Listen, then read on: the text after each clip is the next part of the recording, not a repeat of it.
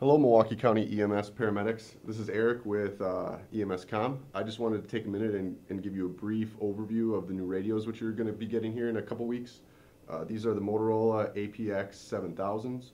And what's really cool about these is they're dual band. So they're 800 megahertz and VHF. Since we're not using UHF to send 12 leads anymore, I thought you would appreciate VHF radios a little bit more. They're a little bit more useful, particularly in the fire service. That's what Mavis uses. Other cool things about this radio is they have two microphones, a microphone right here, and then on the other side also a microphone and a speaker. So you can actually speak into either side of the radio. It has two microphones because it has noise cancellation. So the microphone on the opposite side takes that background noise and cancels it out. So it really helps make your speech a lot clearer in high noise environments. The radio is also submersible. Don't go putting it in water, but if it does get wet, it should be just fine. I do want to mention that the radio is not intrinsically safe. We don't really want you taking it into fires anyway, so that shouldn't be too big of a problem, but I just felt it would be worth mentioning. The operation of this radio is somewhat similar to the radios you're currently using. To turn it on, you just turn this toggle switch. It's also the volume. And when it comes up, you can see that the talk group that you're on and the zone that you're in is displayed on this front screen here. There's also another little display that's right here.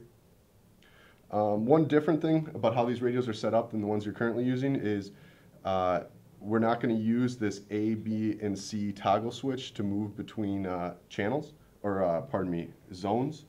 To change between zones, you're going to use the zone up and the zone down toggle or soft keys right here. It says Z up and Z down, and you just press the buttons right beneath them. We have zones A through I set up. We could set up a lot more zones, but I thought that was enough for now. I'll give you a quick overview of what's in the zones, but you're going to get a laminated talk group template. I'm sure you've seen them before, but they'll be useful for quick reference. So right now I'm in Zone A. In Zone A is where you're going to spend most of your time. That's where all the med frequencies are, and Channel 9. And then MCEMS.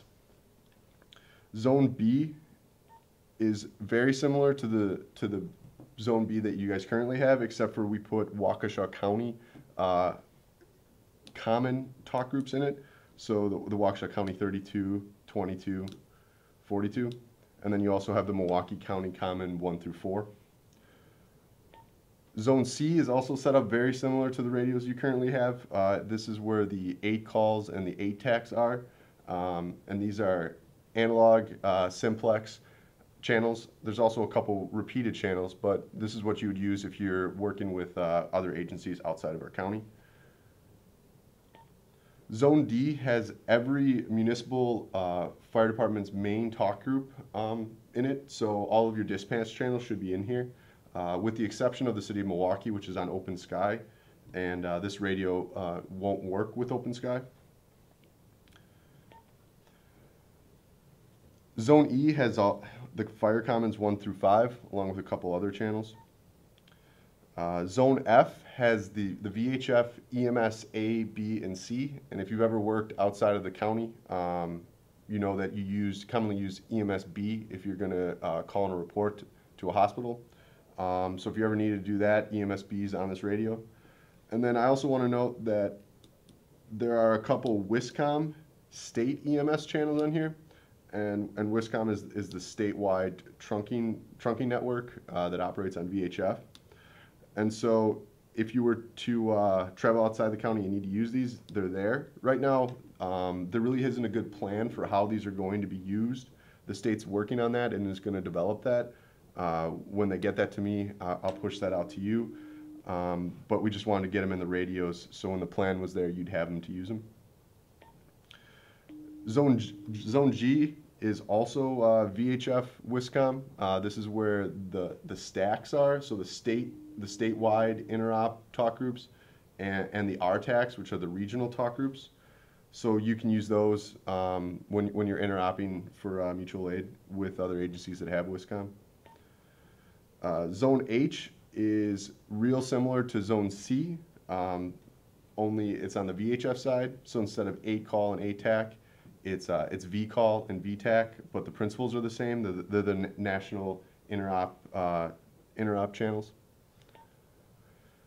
And then finally we come to Zone I, and this is also Wiscom, but this is Wiscom on the 800 side. The County of Milwaukee has one 800 Wiscom site up, and I believe they're bringing one more up. So when you're in Milwaukee County, you could really use either the VHF or the 800 Wiscom. I guess it would all just depend on your signal strength at wherever you happen to be when you want to use it. And then the last thing that I want to show is just the scan features and how to set the scan up. The scanning button is right here, and when you press it, you'll see a little scan icon. Well, I'm having trouble here.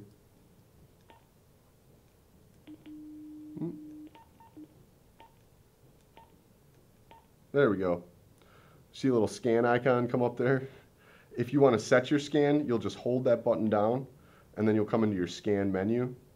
You use these arrows to select which channels you want to scan. So if you wanted to scan med frequency 8, you just hit the little select button, and then you'd see the scan icon come up, and that means that you're scanning that particular channel. You can only scan 15 channels at one time. So if you try and select a 16th, if you try to add a 16th to your list, it won't let you. You'll have to deselect something that you're already scanning to add the new channel. When you're finished setting up your list, you just hit the home key, and then there you go. You can see your scanning icons on, and you're all good to go. And then the last thing I want to mention is this little toggle switch right here. You see the 0 and then the 0 with a slash through it. If you move this toggle to the 0 with the slash, then it will lock your keypad, and you won't be able to switch zones.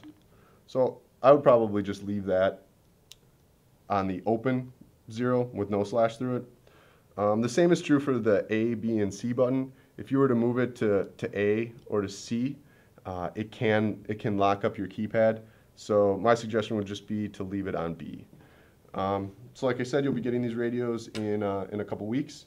If you have any questions, let me know.